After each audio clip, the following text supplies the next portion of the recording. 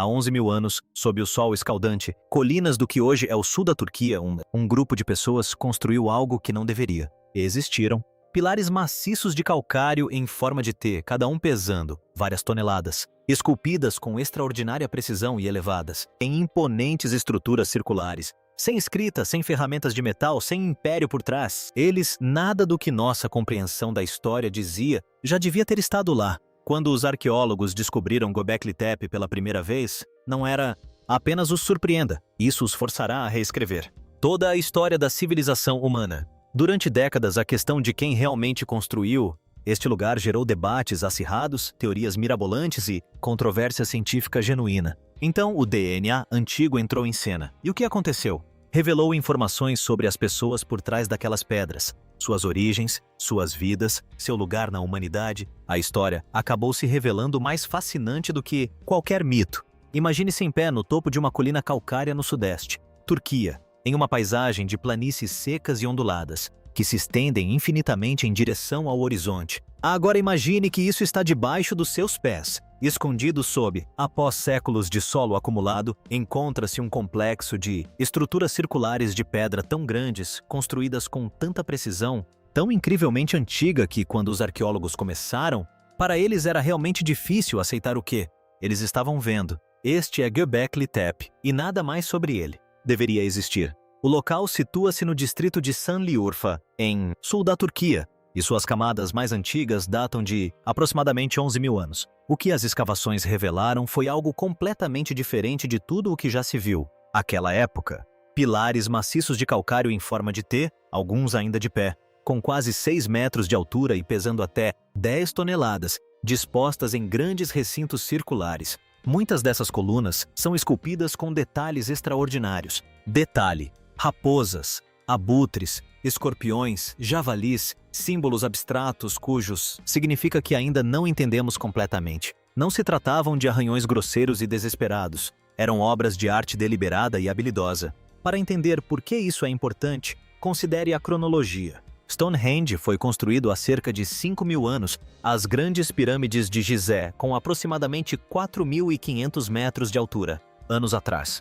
Göbekli Tepe é milhares de anos mais antigo que ambos. Na época em que esses pilares estavam sendo erguidos, a domesticação do trigo e da cevada foi apenas começando em algum lugar na mesma região. A cerâmica ainda não havia sido inventada. A roda ainda estava a milênios de distância. Por todos os marcadores convencionais daquilo que chamamos de civilização, as pessoas que construíram Göbekli Tepe não eram supostamente capazes de construir Göbekli Tepe. Quando o diretor original do sítio arqueológico, o arqueólogo alemão Klaus Schmidt, iniciou as escavações a sério durante a década de 1990, ele apresentou uma teoria que capturou a imaginação pública imediatamente.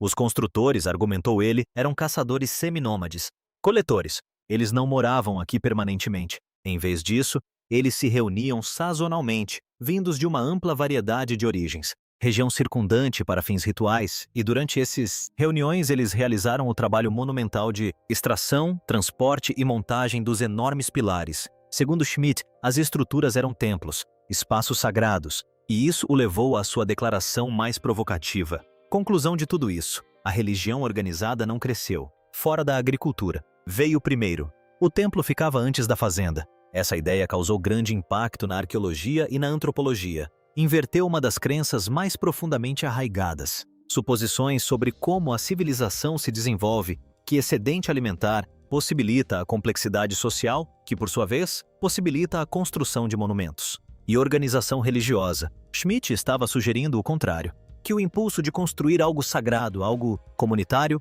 algo maior do que qualquer vida individual tem sido a força que impulsionou as pessoas em direção à agricultura em primeiro lugar. Mas, à medida que as décadas de escavação prosseguiram e as evidências acumuladas são mais complexas e distantes, um panorama mais interessante começou a surgir. A história de caçador-coletor de Schmidt, por mais fascinante que fosse, não correspondia exatamente a tudo o que o site estava dizendo. E então aconteceu algo que Schmidt nunca chegou a presenciar. Version, DNA antigo, extraído de restos humanos em toda a região, começou a falar. E o que isso dizia sobre o povo de Göbekli Tepe, quem eles realmente eram, de onde vieram e do que eram verdadeiramente capazes, mudou a história completamente. Antes que a ciência tivesse a chance de responder a pergunta, a questão de quem construiu Göbekli Tepe despertou a imaginação para preencher o vazio. E a imaginação, ao que parece, é extraordinariamente criativa. Quando confrontado com algo que não consegue explicar facilmente, as teorias começaram quase assim que o local tornou-se público. Para alguns, a imensidão de Göbekli Tepe foi prova suficiente de que os humanos antigos comuns não conseguiam, foram responsáveis. Alguma outra coisa deve ter estado envolvida, algo maior. E a partir dessa única premissa surge todo um ecossistema. Diversas explicações alternativas surgiram. Havia aqueles que apontavam para os Anunnaki, os deuses da antiga mitologia suméria, reinterpretados por certos autores como visitantes extraterrestres que semearam cedo. Civilização humana com conhecimento e tecnologia muito além, o que os povos da Idade da Pedra poderiam ter desenvolvido sozinhos. Outros associaram o local aos misteriosos observadores, descrito no livro de Enoque, um caído, ordem de seres celestiais que, segundo o texto, ensinou à humanidade artes proibidas.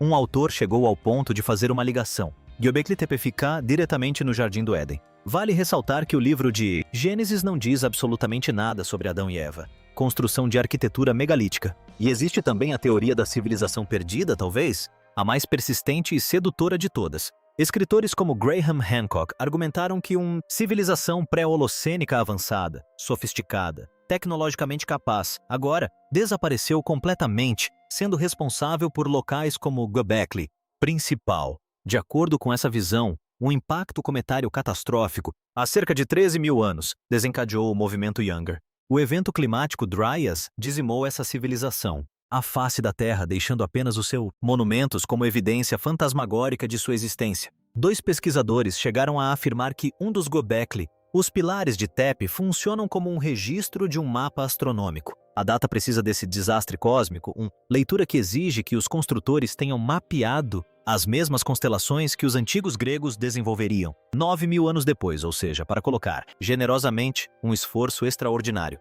O que todas essas teorias têm em comum em sua essência? Diferenças superficiais são uma única suposição tácita.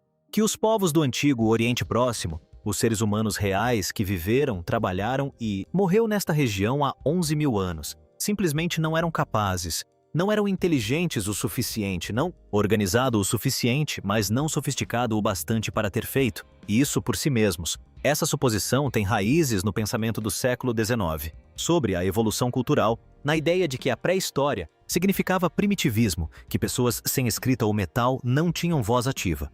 Eles eram essencialmente mais próximos dos animais do que de nós. É uma visão profundamente condescendente, e está errado. Todas as teorias marginais sobre Göbekli Tepe não importa, por mais elaborada que seja a construção, em última análise, tudo se baseia nesse mesmo princípio. Fundamentos em ruínas, a crença de que os humanos antigos precisavam ajuda, que sem alguma força externa, divina ou extraterrestres ou perdidas na história, as pedras nunca se levantaram. Mas o registro arqueológico examinado honestamente e em full conta uma história completamente diferente. E quando o DNA antigo foi finalmente adicionado esse registro não revelou nenhuma civilização oculta, à espreita no conjunto genético. Revelou algo que as teorias da conspiração nunca haviam revelado. Considerado. As pessoas que construíram Göbekli Tepe eram exatamente que as evidências sempre indicaram que eles eram. Notável, competente e inteiramente humano. Então, se os construtores de Göbekli Tepe não fossem deuses, não eram alienígenas e não eram os sobreviventes de alguma super civilização afogada, quem eram eles?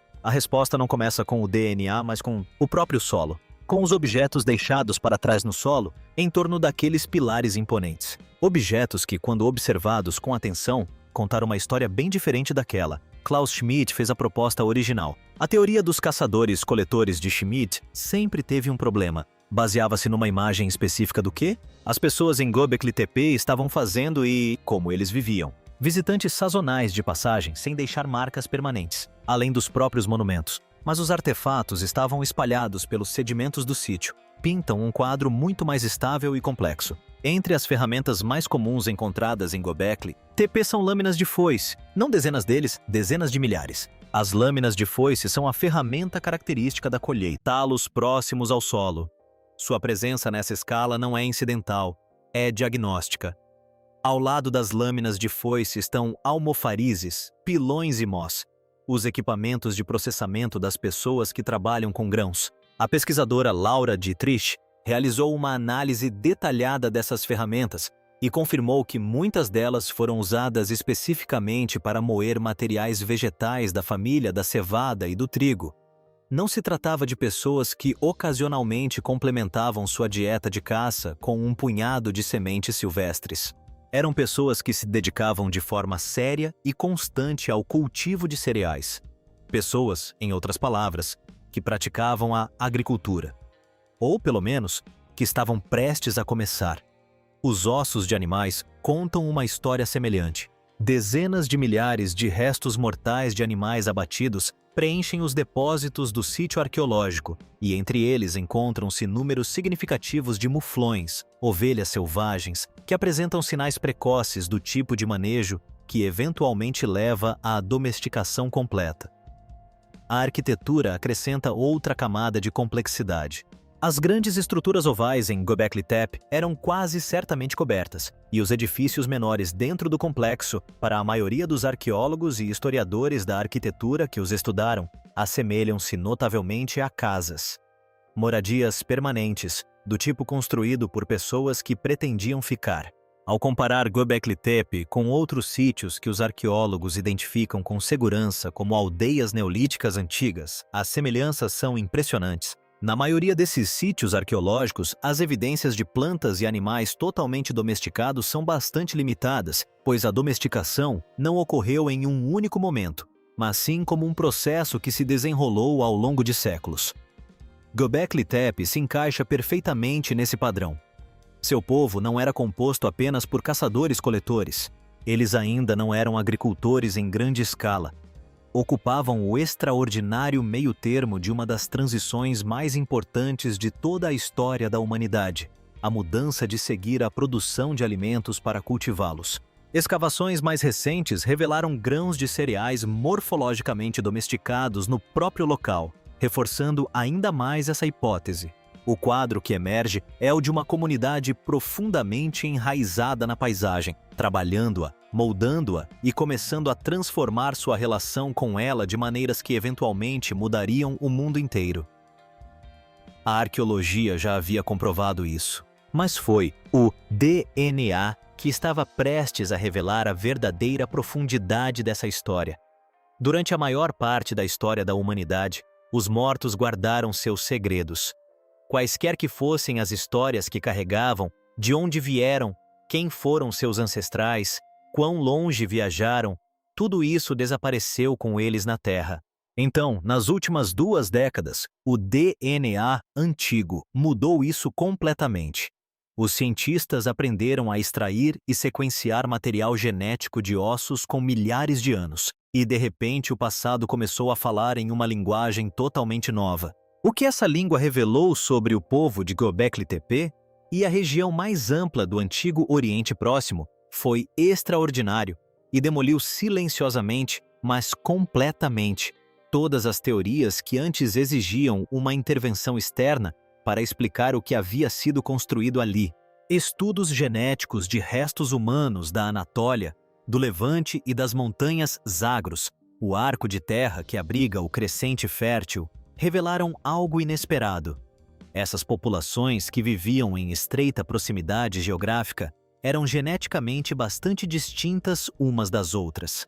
Os agricultores da Anatólia, o grupo mais diretamente ligado à região de Göbekli Tepe, carregavam uma assinatura ancestral específica, diferente de seus vizinhos a leste e ao sul. Eles não constituíam uma massa homogênea de pessoas pré-históricas. Eram comunidades distintas com histórias profundamente separadas, que se desenvolveram em grande parte em paralelo na mesma vasta paisagem. Isso é extremamente importante para o argumento da civilização perdida. Se alguma população fundadora avançada tivesse percorrido esta região, ensinando seus habitantes a construir, organizar e esculpir pedra, esperaríamos encontrar sua impressão digital genética incorporada no DNA das pessoas que vieram depois. Esperávamos encontrar algum sinal, alguma ancestralidade anômala, alguma contribuição genética inexplicável de uma população que não pertencia àquele local. Mas não há nada disso. O DNA não revela fundadores ocultos, nenhuma população fantasma, nenhum influxo misterioso de ancestralidade externa, coincidindo com a ascensão de Göbekli Tepe. Os construtores eram descendentes de pessoas que viveram nessa região por milhares de anos antes mesmo da primeira coluna ser erguida. O que a genética também revela é a trajetória extraordinária do que veio depois.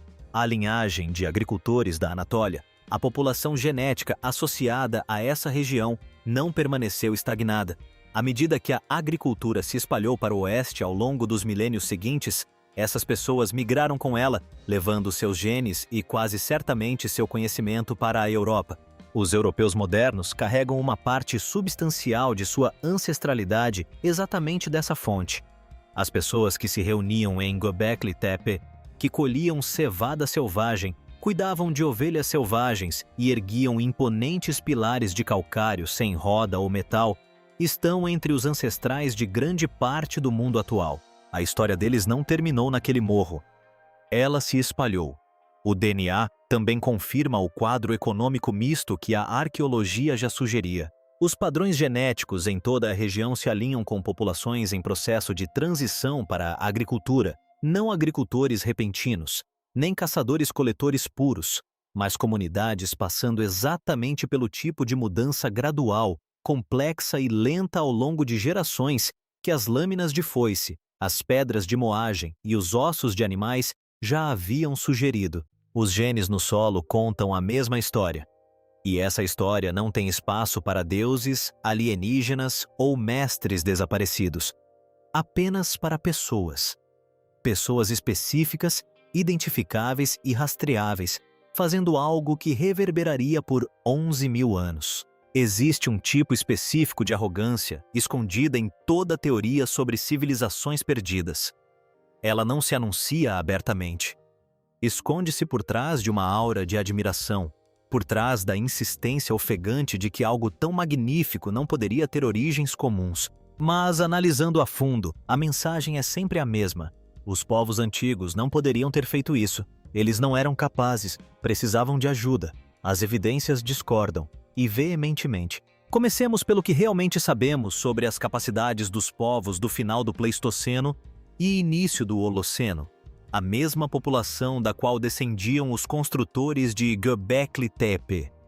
Não se tratava dos primitivos, desajeitados e resmungões dos antigos filmes de Hollywood. Eles construíam ferramentas complexas e multicomponentes de pedra, osso, chifre e madeira, combinando diferentes materiais com um nível de conhecimento técnico que exigia um acúmulo considerável de saberes para ser desenvolvido. Eles caçavam animais muito maiores e mais perigosos do que eles próprios, como bisontes, auroques e mamutes, o que exigia não apenas coragem, mas também coordenação, planejamento e comunicação sofisticados. Fabricavam e utilizavam embarcações capazes de navegar em mar aberto. Esse último ponto merece uma breve menção.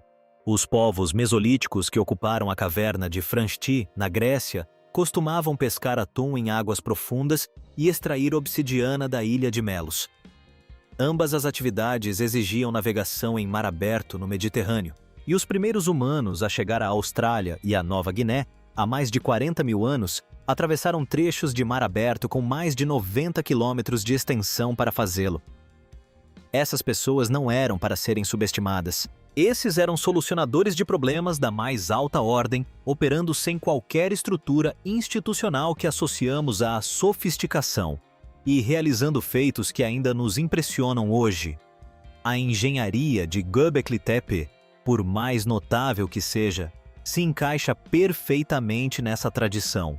Paralelos etnográficos de todo o mundo demonstram precisamente como comunidades sem tecnologia moderna se deslocam e erguem pedras maciças. Os habitantes da ilha de Nius, em Sumatra, moviam regularmente blocos de pedra de tamanho comparável aos maiores pilares de Göbekli Tepe, utilizando trabalho comunitário coordenado, sem máquinas e sem a interferência de civilizações antigas nas sombras. Na Ilha de Páscoa, a pesquisa de Thor Heyerdahl acabou por demonstrar, depois que ele abandonou suas próprias suposições e ouviu o conhecimento local, que pequenas equipes conseguiam mover os famosos moai pela planície em posição vertical, usando apenas cordas, efetivamente fazendo as estátuas caminharem para a frente. A solução era elegantemente simples, bastava saber como. Estimativas detalhadas para os pilares de Göbekli Tepe, calculadas usando fórmulas padrão para movimentar grandes massas de pedra em diferentes inclinações, confirmaram que o trabalho necessário era significativo, mas totalmente viável para uma comunidade estabelecida de algumas centenas de pessoas. Mesmo considerando o deslocamento em terrenos íngremes, os números permanecem alcançáveis. Não houve nenhum milagre da engenharia aqui. Houve planejamento, coordenação, conhecimento acumulado e esforço comunitário contínuo. E então há a evidência genética, que encerra completamente a discussão. O DNA das pessoas de Göbekli Tepe mostra humanos completamente modernos, cognitiva, biológica e neurologicamente idênticos a qualquer pessoa viva hoje. O mesmo cérebro que navegava em mar aberto. O mesmo cérebro que rastreava e abatia mamutes. O mesmo cérebro que, há 11.000 anos, olhou para o topo de uma colina no sul da Turquia e imaginou algo que ninguém jamais havia construído antes, e então o construiu. Göbekli Tepe é frequentemente descrito como o templo mais antigo do mundo, mas essa descrição, por mais convincente que seja, pode, na verdade, subestimar o que este lugar representa. Porque Göbekli Tepe não é apenas um monumento, é um limiar. O momento preservado em pedra, onde algo fundamental mudou na história da humanidade. As evidências de DNA colocam essa mudança em foco de forma nítida e esclarecedora. A linhagem de agricultores da Anatólia, a população genética centrada nessa região do sul da Turquia, não se limitou a construir seus pilares e desaparecer, ela se expandiu. À medida que a agricultura se espalhou para o oeste ao longo dos milênios seguintes, esses povos migraram com ela, levando consigo sua ancestralidade para o coração da Europa. As populações europeias modernas derivam uma parte substancial de sua herança genética exatamente dessa fonte. Os construtores de Göbekli Tepe não são uma nota de rodapé na história da humanidade. Eles estão, no sentido biológico mais literal, entre os nossos ancestrais. Essa constatação transforma o local de uma curiosidade em algo profundamente pessoal. Ao observar esses pilares esculpidos, as raposas, os abutres, os escorpiões, talhados em calcário com mãos pacientes e experientes, você percebe que não está diante da obra de estranhos. Você está olhando para algo feito por pessoas cujos genes, muito provavelmente, circulam por uma parcela significativa da humanidade viva hoje.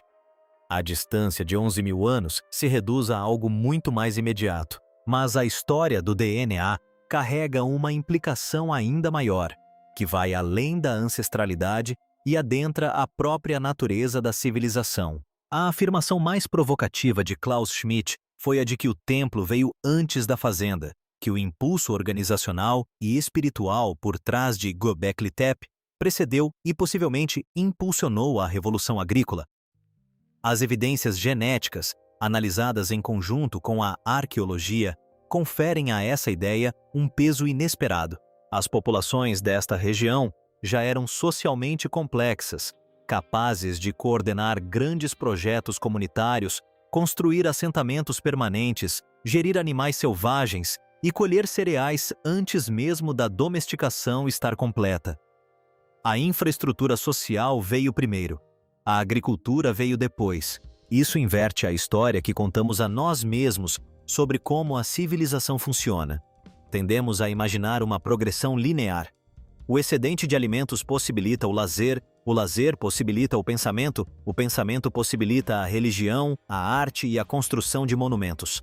Göbekli Tepe sugere que a sequência oposta é igualmente possível, que a ânsia de construir algo sagrado, algo compartilhado, algo maior do que qualquer vida individual, pode ser em si uma força motriz da civilização, em vez de seu produto. E nada disso exigiu deuses, extraterrestres ou mestres desaparecidos. A genética torna isso inequívoco. Não há nenhum sinal oculto no DNA, nenhuma ancestralidade anômala, nenhuma população fantasma necessária para explicar o que foi construído aqui. Apenas uma comunidade de seres humanos plenamente modernos, situada na encruzilhada da história, fazendo o que os humanos sempre fizeram quando confrontados com a vastidão da existência. Erguendo-se para o alto, construindo algo que perdure. Foi isso que o DNA revelou sobre os construtores de Göbekli Tepe. Não que eles fossem excepcionais em algum sentido místico ou sobrenatural, mas que eram excepcionais da única maneira que realmente importa. Eles eram humanos, completamente, reconhecidamente e magnificamente humanos. E isso, no fim das contas, é o mais extraordinário de tudo. Há 11.000 anos, no topo de uma colina varrida pelo vento no sul da Turquia, uma comunidade fez algo que ainda hoje nos deixa perplexos. Eles não tinham escrita, metal ou máquinas.